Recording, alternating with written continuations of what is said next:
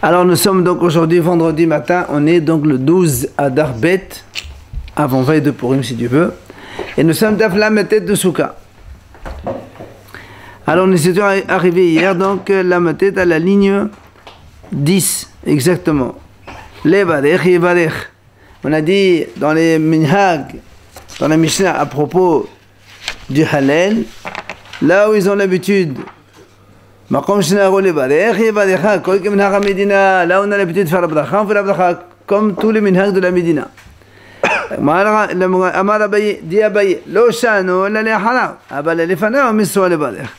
Abaye dit, quand est-ce qu'on a dit que c'est un problème de Minhag, ça dépend.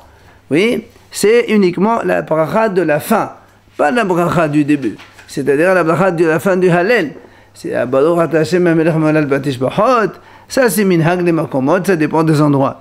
Mais avant de lire le Hallel, ça c'est une mitzvah, les valeurs selon tout le monde, c'est une mitzvah de faire la bracha. On a dit que justement il y avait des pays où ils ne faisaient pas au début même, l'ikro.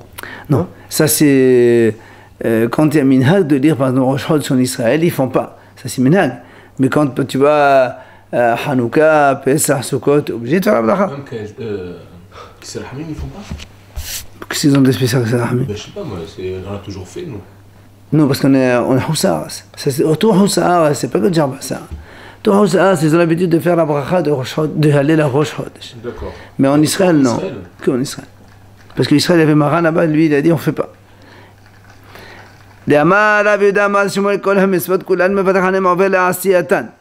Pourquoi il a dit au début, c'est une mitzvah de faire la bracha? Il dit parce que Rav Yuda, il a dit au nom de Shimon, toutes les mitzvot, mais on fait la bracha avant de les faire. Donc avant de faire la mitzvah, eh bien, il faut faire la bracha. Comme d'ailleurs dans la Megillah aussi, c'est pareil, puisqu'on est dans la Megillah. On fait la bracha avant, tout le monde est d'accord. Et la bracha de la fin, c'est une question de minhag. C'est pour ça qu'il y en a qui disent qu'il faut un minyan pour faire Hayarav Teven. Bon, maintenant, on est plus... même si on est seul, on peut faire Hayarav Teven, c'est pas un problème. Donc c'est ce qu'il a dit Rabbi Dan de Shmuel. Agmal pose une question. Qu'est-ce qu'il a dit Shmuel? Il a dit toutes les mitzvot on fait la bracha envers la asiyatan. Et nous on a dit c'est quoi envers? C'est avant. Alors il dit où tu as vu que le mot envers ça veut dire avant? Alors il vient l'Agmal et dit voilà on a une preuve. Amad Abdurrahman Badasar d'Echtiv Vayaros Hachimas Derech Hakikal Vayavod Hakushi. Ahimat, il a donc couru et il a dépassé le Kushi. C'était l'histoire dans la guerre que Avshalom il s'est révolté contre son père David. Alors qu'à la fin il y a eu la guerre et Avshalom il a été tué. Alors il y avait Ahimat là-bas, il voulait aller vite annoncer à David Amelach comme quoi il a gagné la guerre. Avshalom il est mort. Or, et Yoav le général lui dit mais ça sert à rien, c'est son fils. Qu'est-ce que tu vas lui annoncer qu'il est mort son fils? Il va pas apprendre bien. Alors il a envoyé un Kushi, un noir. Il avait dit vas-y. Et à la fin on dit qu'Ahimas n'était pas content, il voulait quand même lui-même aller annoncer. Alors il a couru et il a marqué avant d'être accouché. Il a dépassé. Donc envers ça veut dire avant, aller avant. De là on apprend que envers ça veut dire avant. Il a été sur le tombeau de son fils, non après? Oui, mais après il est... Comme ça, il a été... Non, il a dit, après il a dit béni, béni, il a répété 7 fois le mot béni pour dire que soi-disant, il l'a enlevé de l'enfer pour le mettre dans le Gan Eden. C'est où Avshalom? En Israël, je ne sais pas.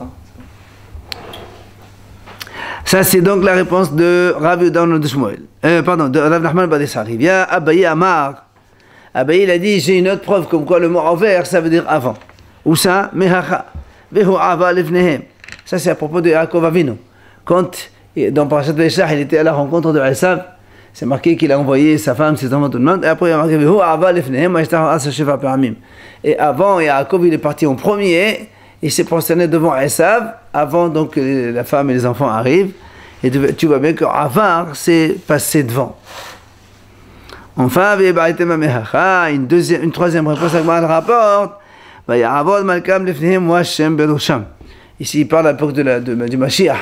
Quand le Mashiach viendra, on dit que Israël, donc tous les exilés, ils vont donc venir en Israël.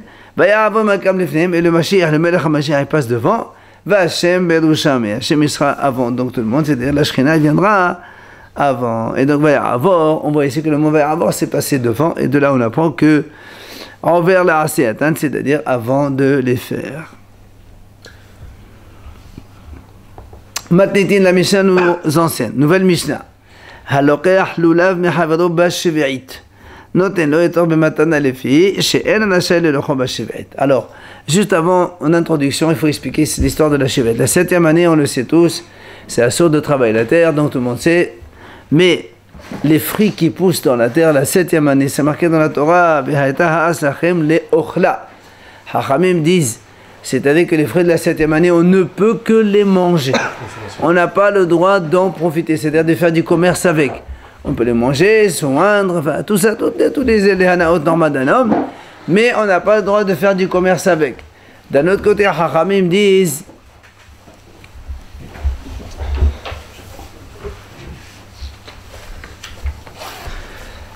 que tous les fruits de la 7e année, il faut les manger pendant la 7e année. On ne peut pas les laisser plus tard. Et pas seulement les fruits, même l'argent des fruits. C'est-à-dire, donc, si quelqu'un il a vendu, eh bien, il n'a pas le droit de laisser l'argent plus que la 7e année. Comment il peut vendre? Justement, si quelqu'un il a vendu, Et après, pourquoi il vend? Il va garder les sous après la 7e année. Ça, c'est assourd. Et s'il reste beaucoup, comment on fait? Bah, on donne à manger à tout le monde. il laisse pourrir. On le donne? Sinon, on est mévaire. Il y a bien on brûle. Ouais. C'est pour ça que l'Agma dit ici. Alors, justement, on va parler maintenant d'un sujet de. Oui. La terre, on la laisse, non? On parle pas de la terre, là. Non. On parle des fruits. On parle des fruits qu'il y a dessus. On parle des fruits qui poussent pendant la Shivaït. Tu les ramasses? Heureusement, il faut les manger. Les fruits de cette. C'est ce que je suis en train de dire. On a le droit de les manger. Oui. C'est marqué, il faut donner à manger. La terre ne t'appartient pas cette année-là. Okay. Donc tous les fruits appartiennent à tous les bénis Israël. Donc si tu as à toi beaucoup de fruits, tu donnes à manger aux autres. Pas toi, tu les vends, tu en fais du commerce et tu gardes l'argent pour l'année prochaine. Tu laisses pas les champs ouverts? Justement, c'est ça. C'est quoi? C'est toi qui ramasses? Ou bien Non, toi, laisses- tu ramasses pour toi. Chacun, il vient, il ramasse pour ce qu'il veut. D'accord. Maintenant, Les ochla pour manger, tu peux manger. Oui. Et l'autre aussi peut manger. D'accord. Tout le monde peut manger. Mais tu n'as pas le droit de vendre. D'accord. Point. Alors c'est pour ça que la Mishnah nous dit ici. Si moi je vais acheter un loulav chez quelqu'un la 7e année. Alors la Mishnah a dit, le problème c'est que quand il me vend dans le loulav, il y a le loulav, la hadas arava et il y a le hétrog. Ouais. Le hétrog c'est un fruit. Il n'a pas le droit de me vendre un fruit. Qu'est-ce que je fais? C'est marqué noté le top matana. Je demande au vendeur Cadeau. de me donner le hétrog cadeau. Et s'il veut pas? Balakal, on verra ce qu'il veut pas. Il dit parce que les filles, chez Nachan, le combat chez Vérit. Parce qu'on n'a pas le droit de l'acheter. Alors évidemment, on parle ici, donc Rachid a expliqué, on parle ici donc que le vendeur c'est un ignorant. Et comme il est ignorant, hein, il risque que s'il te vend le hétrog, lui il risque de garder les sous après la chivette et ça c'est assaut. Parce que sinon, qu'est-ce que je m'en fous moi? Je lui donne l'argent. Lui il veut l'argent. Moi j'ai besoin d'un hétrog. Je le paye, je m'en fous. Il n'a qu'à les manger pendant et c'est tout. Parce qu'on a dit que même si on a fait du commerce, il faut l'argent de la chivette, il faut les manger. Il est cadeau comme la chivette, il faut les manger pendant la chivette. Seulement le problème il est que c'est un Hamar. Et le Hamar, c'est les Hachoud justement. Il est soupçonné de laisser l'argent plus tard. Et donc je n'ai pas le droit moi de faire une mitzvah en mettant la faute sur l'autre. C'est ce qu'on appelle l'autre était le mirchol. Tu ne mets pas d'obstacle devant un aveugle. Tu lui mets l'argent, après tu dis non, il faut consommer avant. Mais lui, tu sais très bien qu'il va les consommer après. Donc c'est assaut. Quoi qu'il en soit, la Mishnah nous enseigne, celui qui achète le lave de son prochain de la chevérit, il prend la hétrog avec cadeau. Gmara, l'orasa liteno bimatana mahu. Alors Gmara dit maintenant, si monsieur il ne veut pas me donner cadeau, qu'est-ce que je fais? Je lui dis voilà, le loulav il vaut combien? 20 €, tu me donnes la hétrog cadeau. Alors il dit que maintenant il ne veut pas. Monsieur, le hétrog ça vaut d'argent, mais il ne veut pas te vendre à 20 € tout un ensemble. Amadavona m'a allé de mettre baloulav. Rabona il dit, il lui englobe le prix de hétrog dans le loulav. Il dit par exemple le loulav ça coûte 50 €, en vérité ça coûte pas 50 €, le loulav c'est 20 et le hétrog c'est 30. Et bien je te vends le loulav pour 50 € et le hétrog il est cadeau. Il va gagner quand même par le il va quand même gagner. Voilà, mais il lui a donné cadeau. Il lui augmente le prix du loulav et il lui donne cadeau. C'est déguisé. Il y a un prix quand même, il y a un prix du marché quand même. Pour Ça fait rien, ça fait rien. Et c'est ce que je l'ai dit, Mavli alo des métros baloulav. Il dit monsieur, tu veux acheter, tu achètes, je te vends le loulav 50 €. Tu veux pas, va ailleurs. Et en même temps, il lui donne le hétrog cadeau. Alors, l'Agma a dit, et pourquoi on a besoin de faire cela? Pourquoi il ne donne pas carrément l'étrog? Comme on a dit, les filles chez parce qu'on n'a pas le droit de donner l'argent de Perot Shvi'it l'Am Ha'aras. Alors, on explique comme ça, Rachid explique comme ça, il dit, ça veut dire donner les frais de l'argent, ça veut dire donner l'argent. Il dit, oui, mais on n'a pas le droit de vendre les fruits de la 7e année. D'accord, on n'a pas le droit de vendre les fruits de la 7e année. En fait, il explique, il dit, parce que des fois, si le Ha'aras, il n'a pas de quoi manger, il a le droit de vendre pour manger. Mais dans ces cas-là, on a le droit de lui acheter que de quoi manger 3 repas. Par exemple, imaginez, Shabbat il arrive, il n'a pas de quoi manger. Comment il fait? Il te donne les trogim gratuits et lui, il va mourir de faim. Alors on a le droit d'acheter chez lui les trogim, mais à un prix qui ne dépasse pas de quoi manger 3 repas. Alors, comme on l'a dit pour Shabbat, parce que pourquoi 3 repas? Parce que Shabbat, il y a 3 repas. Alors, on dit même dans la semaine aussi, on peut acheter chez lui et lui donner que 3 repas, pas plus. C'est pour ça qu'il dit, En Moslin de mes perot damas. On n'a pas le droit de donner l'argent des fruits de la 7e année à un ignorant. Pourquoi? Détania. C'est ce qu'on a dit, donc on n'a pas le droit de donner à un ignorant de l'argent qui sont le prix des fruits de la Shvi'it, plus que 3 repas seulement. Maintenant l'Agma a dit ici maintenant le Hacham il a acheté, il lui a donné plus. Par exemple, il a donné 50 euros ou 100 euros, ça dépasse largement le prix de 3 repas. Il a fait un péché. Parce que le Ha'aretz qui a pris l'argent, il va garder cet argent au-delà de la 7e année, et à cause de nous, il a fait un péché. Donc nous, on a fait un péché, ce qu'on appelle les Fnei de toute personne, on a mis un obstacle devant lui. Comment on fait? Comment on fait pour se rattraper? Il y a une possibilité. V'immasad, יאמר הרי מעות הללו יהיו מחוללין על פירות שיש לי בתוך ביתי ובא ואוכלן בקדושת שביעית. L'Agma a dit comme ça, si quelqu'un il a fait donc, sans faire exprès, il a donné plus d'argent à un ignorant qui dépasse, si. Non, il t'a vendu des trogim. D'accord. Toi, on a droit, nous on a dit on a droit d'acheter, mais tu ne peux pas lui donner plus que, par exemple, un repas ça coûte 10 euros, tu ne peux pas lui donner plus que 30 euros. Lui, il lui a donné 100 euros. Pour les 3 étrogim, il a acheté 3, il a 2 enfants, il a acheté 3 étrogim, il a donné 100 euros. Maintenant, après, il se rend compte, mince alors. Le rabbin a dit que c'est assaut. Comment je fais maintenant? J'ai fait un péché. Alors, on te donne une possibilité de pallier à cela. Comment? Il dit comme ça, j'ai donné 100 euros à un ignorant. Alors, il dit que, Ma'ot al-Lalo, cet argent-là que j'ai donné à l'ignorant, la kedusha qu'il y a, parce que nous on sait, dans les fruits de la 7e année, les fruits de la 7e année sont kadosh. On n'a pas le droit de les jeter, il faut les manger à kedusha et tout et tout. Si quelqu'un il les vend, l'argent, ici aussi il est kadosh comme les fruits de la Shvi'it. Maintenant si avec l'argent tu achètes autre chose, la dernière chose, elle est kadosh comme la Shvi'it. C'est-à-dire c'est toujours le premier produit et le dernier produit qui reste kadosh. Les intermédiaires non. C'est pour ça donc lui quand il a donné l'argent chez l'ignorant il est kadosh. Donc lui si l'ignorant il va laisser l'argent plus loin que la 7e année, il va faire un péché. Qu'est-ce qu'il fait? Dans sa tête il dit l'argent que j'ai donné à l'ignorant seront transférés sur des fruits que j'ai chez moi encore, par exemple 3 kilos de pommes. Donc du coup l'argent de l'ignorant il devient hol. Ces fruits à lui, les 3 kilos de pommes deviennent kadosh birdushat shvi'it. Donc lui maintenant il peut manger ses pommes lui dans la kedusha de la Shvi'it. Et donc comme ça au moins il a échappé à la faute. D'accord? Ça c'est v'imasa.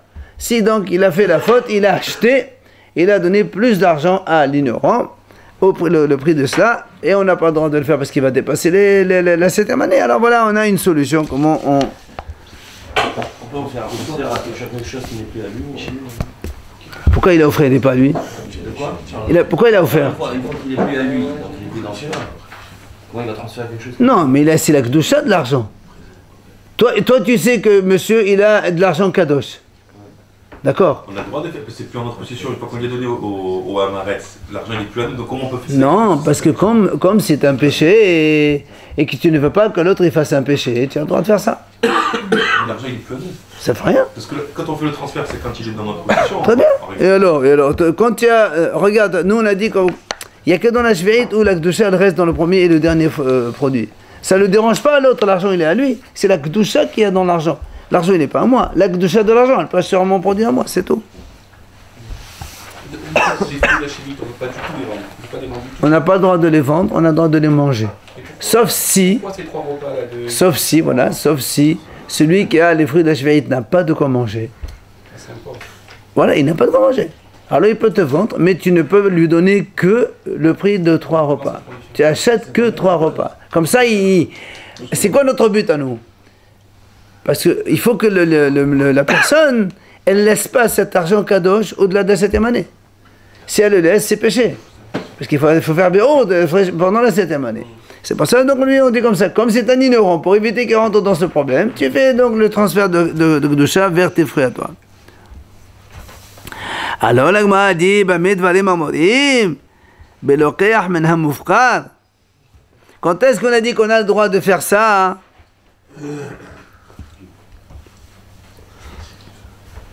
Quand est-ce qu'on a le droit de faire ça? C'est-à-dire d'acheter chez l'ignorant et lui donner le prix de 3 saoudotes seulement. C'est quand tu as le monsieur qui a acheté, le hacham qui a acheté, il a vu que le champ il était moufkar. C'est-à-dire le champ il était ouvert, comme la loi l'exige, que pendant la Shvi'it on ouvre le champ et celui qui veut acheter et qui veut prendre, il vient prendre. Aval melocher menam shumar, afle b'ches esad asur. Mais si tu sais que ce Haaretz, il fait un péché en fermant à clé son champ et que personne n'a le droit d'y rentrer, ça veut dire qu'il montre bien que ce Haaretz, c'est donc il fait un péché. Dans ces cas-là, tu n'as pas le droit de lui donner même pas 1 centime. On a dit qu'il était ignorant. Justement, tu n'as pas le droit de lui acheter. Tu n'as pas le droit de lui acheter parce que comme lui c'est assourd, d'accord, ça c'est assourd, alors... Même s'il peut pas manger. Même s'il ne peut pas manger. Parce qu'en fait, lui, quand il est en train de vendre, Hachamim disent comme ça, comme c'est un rachat, parce qu'il est en train de fermer son champ, lui, il te dit, soi-disant, il n'a pas de quoi manger, mais en vérité, il a de quoi manger. Seulement, il dit aux gens, voilà, j'ai pas de quoi manger, je te vends, donne-moi 50 €. Chez chacun, il fait la même chose. Et là, il fait des péchés. Parce que si le champ ouvert, on peut comprendre que il n'a pas de quoi manger. Il va, ça c'est pas un problème, c'est pas un rachat potentiel. Mais quand il ferme le champ, alors que c'est un sourd, donc c'est un rachat évident. Alors comment il a besoin de manger 3 repas? En fait, il n'a pas mangé que 3 repas. Il va chez chacun, il lui dit voilà, j'ai pas de quoi manger, je te vends. Et il fait la même chose sur tout le monde. Il va encaisser plein d'argent, il va le laisser de côté. Comme c'est un rachat, on le soupçonne de faire cela. C'est pour ça, lui, même pas pour 1 centime, on lui achète. Voilà donc on a compris maintenant pourquoi la Mishnah nous dit ici que le etrog, il doit nous le donner gratuit parce qu'on n'a pas le droit de donner l'argent à un ignorant. Alors là, on m'a posé une question.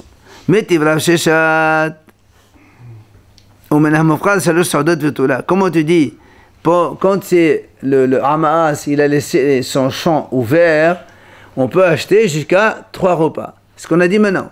D'accord? La notion qu'on a le droit d'acheter chez le ignorant 3 repas, c'est quand le champ il est abandonné. S'il est fermé et gardé, on n'a même pas le droit d'acheter pour 1 centime. Alors, Rav Sheshet dit comment? Des choses abandonnées, on ne peut acheter que 3 repas et pas plus. On m'a posé une question, voilà, c'est marqué dans la Mishnah de Shvi'it. Hapiram, c'est Roda, il a dit Rashi. Hayarbouzin, tout ça ce sont des plantes, d'accord? Hayarbouzin, Shittim, Halaglogot, Kousbar, le coriandre, Shbeharim, Katpash, Beneharot, les cédriques qu'il y a dans les fleuves, Hagadgil, Shel Afar, je sais pas, ce sont des légumes un peu bizarres, d'accord? Quoi qu'il en soit, tout cela, il y a marqué Petorin menamaaser. Ils sont patour menamaaser. Parce que ils sont un peu effrayés.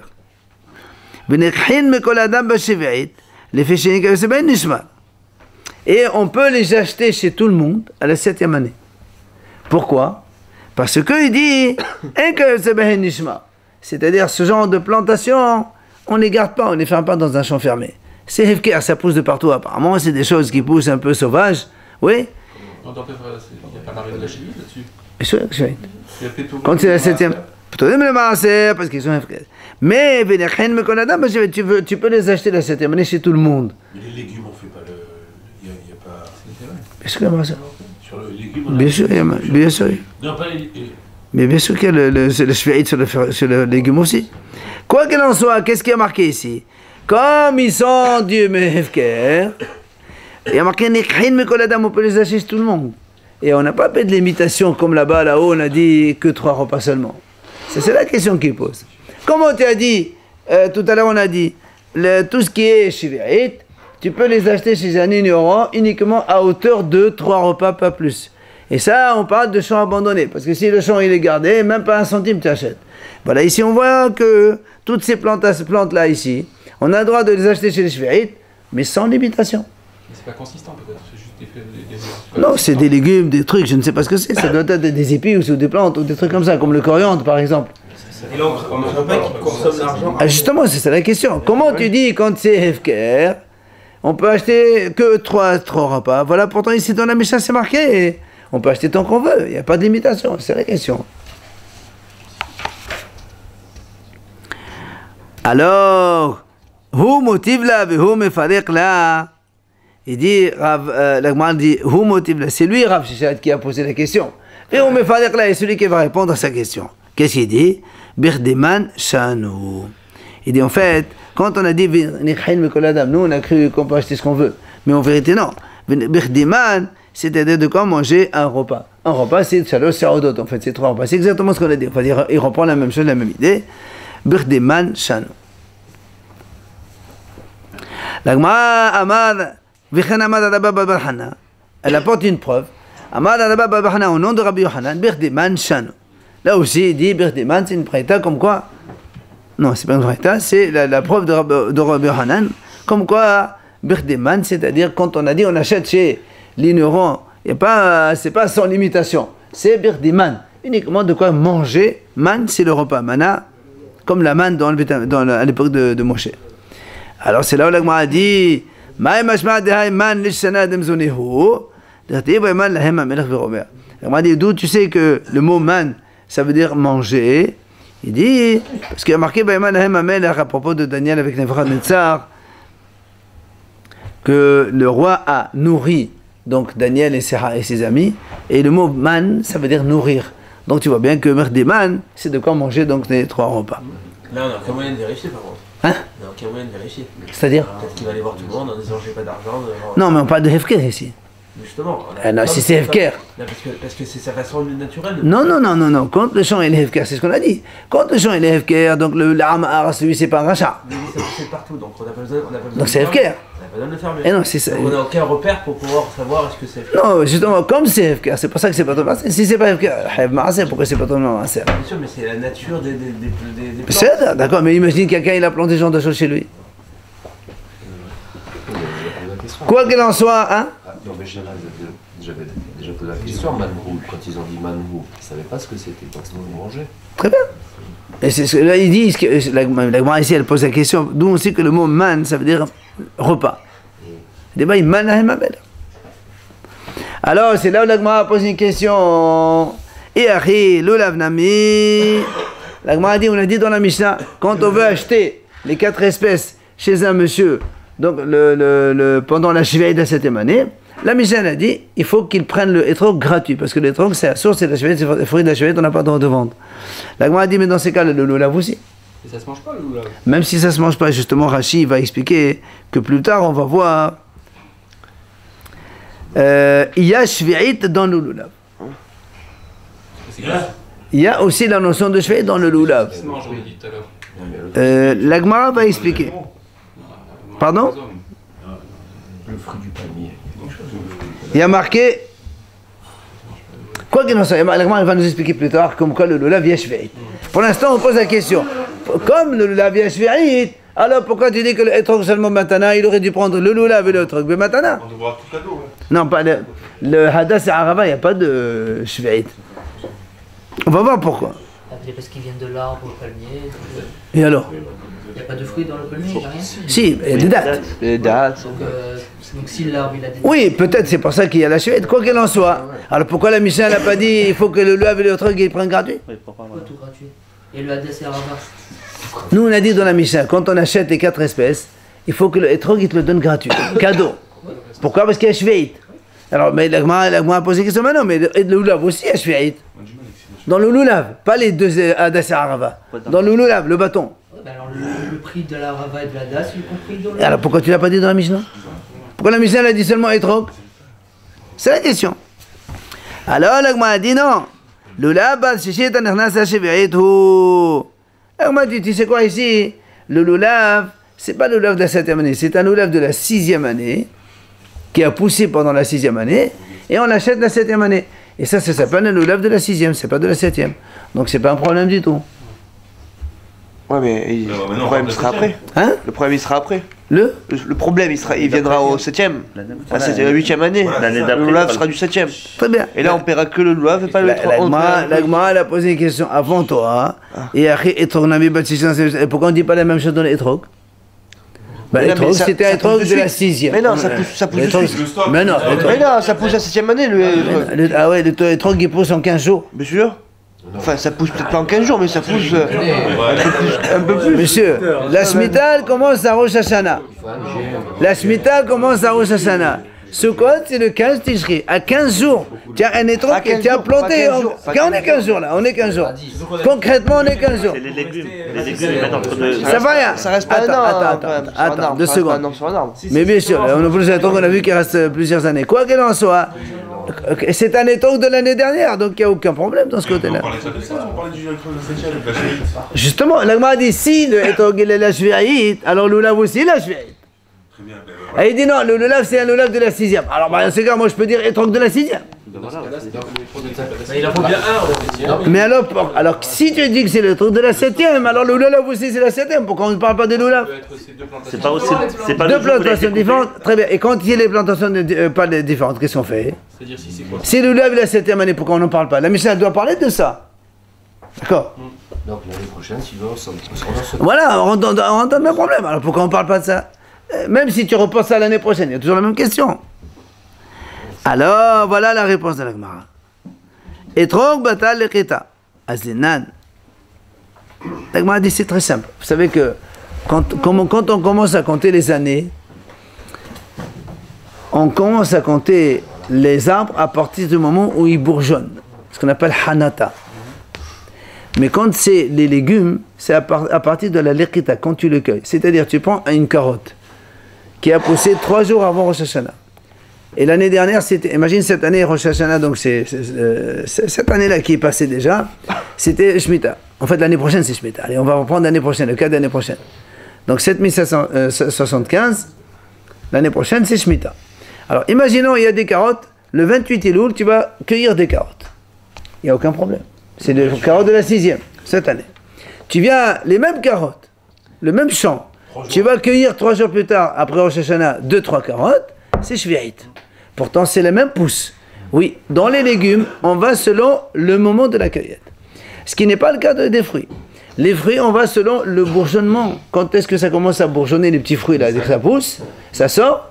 Et ça, en général, c'est tous pareil. C'est pour ça que le hétrog qui pousse aujourd'hui, enfin, qu'on va cueillir aujourd'hui, si c'était un loulav, le fruit, il a poussé depuis il y a 3-4 mois derrière.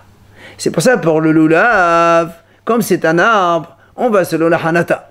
Donc le loulav que tu prends, que tu vas couper aujourd'hui le 11-12 Tishri, il a bourgeonné depuis 3 mois derrière. Donc, comme pour les arbres, on va selon le bourgeonnement, donc il n'y a aucun problème, c'est un loulav de la 6e. Tu dis le loulav, c'est sur la cueillette. Non, le tronc, c'est la cueillette. Et tronc, batal et keta zinan. Le tronc, il est spécifique. C'est un fruit, et on le considère comme des légumes. C'est-à-dire, on va selon la cueillette. Et comme tu vas le cueillir pendant la shvi'it, même s'il a bourgeonné à la 6e, c'est un cueillette de la 7e. Comment on peut parler de bourgeonnement? Pourquoi? Parce que Hachamim m'ont dit, hein? Comment on peut parler de bourgeonnement? On a vu que le hétrog, c'est le fruit qui reste, il peut rester plusieurs. Mais il y a un débourgeonnement. rapport. Il y a pas. Mais on parle des arbres, là. Très bien. Attends. J'ai dit, tu n'as pas écouté, j'ai dit, tous les autres fruits, on va selon le bourgeonnement, dans le compte des années. 7e, 6e, 5e, 4e. Le etrog, non. On va selon la cueillette. Hachamim disent pourquoi? Parce que le etrog, comme il est comme les légumes, on va voir d'ailleurs la Mishnah tout de suite avant de nous dire, comme les légumes, ils ont besoin de beaucoup d'eau et on est obligé d'arroser régulièrement. Il dit le etrog c'est la même chose. C'est pas un etrog, si tu l'arroses pas de façon régulière, il ne pousse pas comme un arbre. C'est un grand arbre comme un citron, un citronnier. À peu près, ouais, absolument. Mais il a besoin de beaucoup d'eau. Donc on lui donne le statut de légume. Donc c'est pour ça qu'on va selon la cueillette. Donc quoi qu'il en soit, déjà on résout notre problème ici.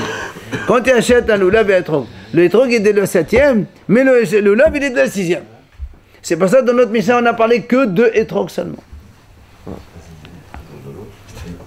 Alors, c'est là où la Gemara pose une question. La Gemara dit pourtant, comment tu dis que les etrog on va selon la cueillette? Nous on a vu une mahloket entre Rabban Gamliel et Rabbi Eliezer, tous les deux, ils sont halqim à propos du etrog, mais concernant la shvi'it, ils sont d'accord qu'on va selon le bourgeonnement et pas selon la cueillette. C'est une grande question. Ok, toi tu m'as dit le etrog on va selon la cueillette, or les deux Tanaïm qui sont halqim, tous les deux ils pensent que pour la shvi'it, le etrog on va selon le bourgeonnement. Il nous amène cette Mishnah. On peut considérer comme un légume l'étrog? Nous, on a voulu dire comme ça. Et lui, le fruit et le goût de l'arbre. Mais pas du tout. Non. C'est un arbre. Dites-nous, la Mishnah dit etrog, shavé la ilan b'shosha derachim, v'la yalak b'derech echad. La Gemara dit comme ça, c'est marqué dans une Mishnah. Le etrog, on le considère comme un arbre dans 3 domaines. Quoi? Pardon. Et on le considère comme un légume dans un domaine. Et on va détailler. Shavela Alan B'Shadachim, on le considère comme un arbre dans 3 domaines. Lesquels ces 3 domaines-là? Orla, Reva'i et Shive'it. C'est-à-dire quand on plante un etrog, Orla, les 3 premières années, c'est un arbre, on ne mange pas. Reva'i, la 4e année, il est kadosh, il faut le manger à Yerushalayim. Et Shive'it, c'est comme un arbre, c'est-à-dire on va selon le bourgeonnement. C'est général. Hein? Attends. Velayalak. Et il est considéré comme un légume dans un domaine quoi? Bededchad quoi? Shevshat lechitato aisuro. Nous on sait que quand on a des plantations, il y a première année, deuxième année, troisième, quatrième, cinquième, sixième, septième, la Shemitah, et on recommence chaque fois la même chose. Or, on sait que dans la première année, on donne Trouma, Maaser Rishon et Maaser Sheni. Dans la deuxième année, aussi Sheni. La troisième année, le Sheni est remplacé par Maaser Ani. Après 4, 5 aussi Maaser Sheni, et la sixième Maaser Ani. C'est comme ça qu'il y a le cycle donc des années. Et là, la Mishnah nous dit, selon Rabban Gamliel, le etrog il est particulier que le Maaser de etrog il va selon la cueillette. Dans la Shevi'it, il a dit on va selon le bourgeonnement. Mais dans le Maaser, tu vas selon la cueillette. C'est-à-dire, si tu as un cédra qui a poussé donc la deuxième année, si tu le cueilles la deuxième année, tu fais Trouma, Maaser Rishon, Maaser Sheni. Mais si tu le cueilles la troisième année, tu fais Trouma, Maaser Rishon, Maaser Ani, ça change tout. Donc lui il dit, en fait c'est uniquement pour le Maaser qu'on va selon la cueillette. Mais pour la 7e année, Rabban Gamliel il dit, non, on va selon la Hanata, le bourgeonnement. Mais là, on a 3 cas comme selon l'arbre, oui. Et un seul cas selon très bien. Et on suit que selon une légume non. Pour un seul cas. Non, oui, alors, lui il te dit, pour ce cas de Maaser, on le considère comme un légume. Pour le cas du Maaser, on le considère comme un légume. C'est son avis. Et les 3 cas qui on considère comme un arbre. Et on ne tient pas compte des 3 cas. Si. Pour les 3 ans d'interdiction, c'est un arbre. La 4e année, c'est un arbre. Pour la Shevi'it, c'est un arbre. Tout ça, tu vas selon le bourgeonnement. Alors ça vient d'un arbre.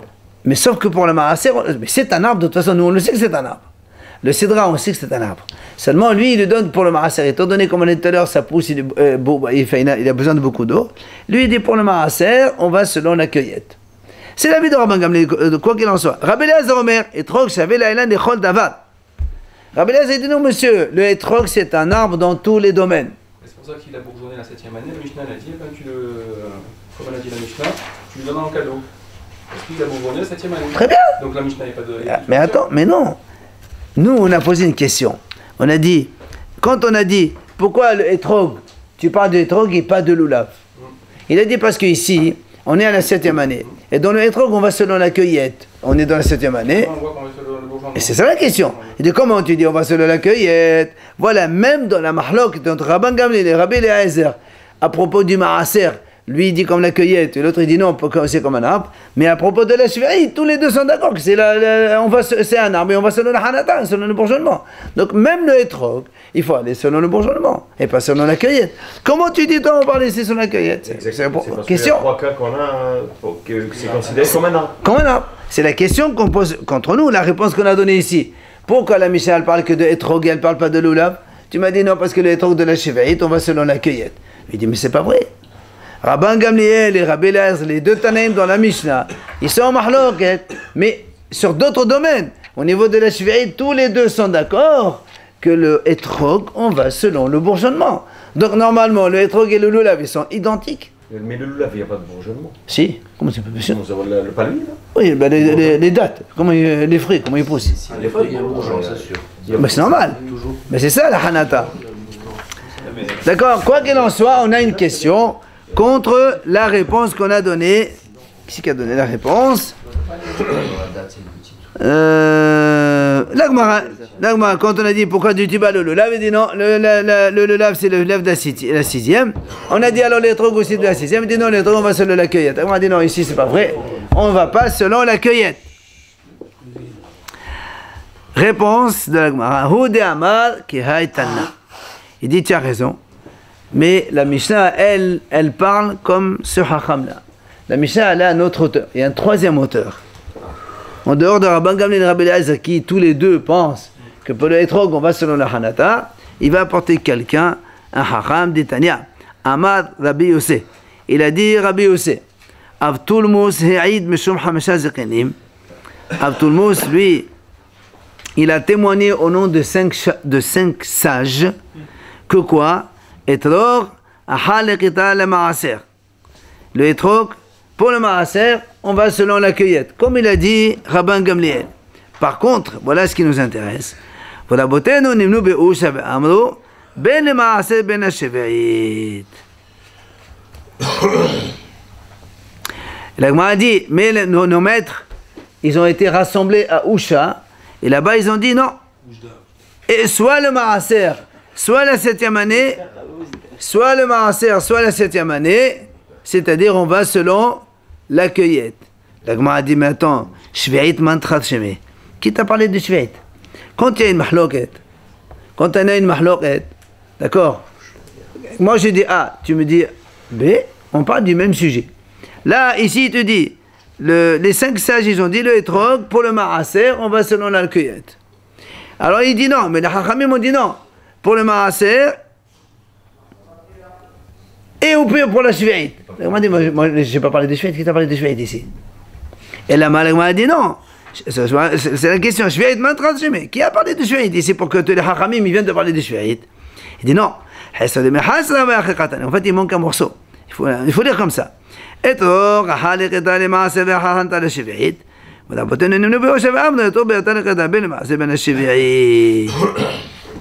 l'Agma a dit comme ça. En fait, conclusion de tout ça, c'est que les hachamim de Usha, ils disent, alors que le premier Tana, les 5 srenim, que Avtulmus il a témoigné, ils ont dit le hétrog, d'accord, pour le maaser, on va selon la cueillette.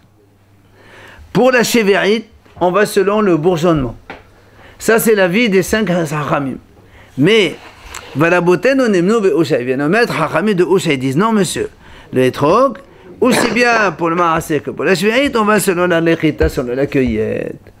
Évidemment, maintenant, ça répond à notre Mishnah. Donc, pourquoi la Mishnah n'a parlé que de hétrog seulement? Parce que le hétrog de la 7e, on va selon la cueillette. Il a cueilli le 11 Tishri, ou le 8 ou le 7. Donc, c'est un hétrog de la 7e. Alors que quand tu as cueilli le lulav, le 6 ou le 7 ou le 11 ou le 12, c'est un lulav qui a bourgeonné l'année dernière, c'est un lulav de la 6e.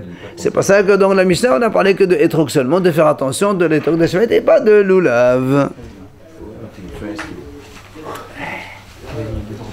D'accord?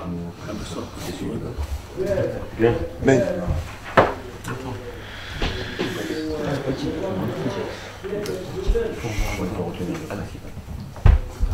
C'est les enchères. Alors,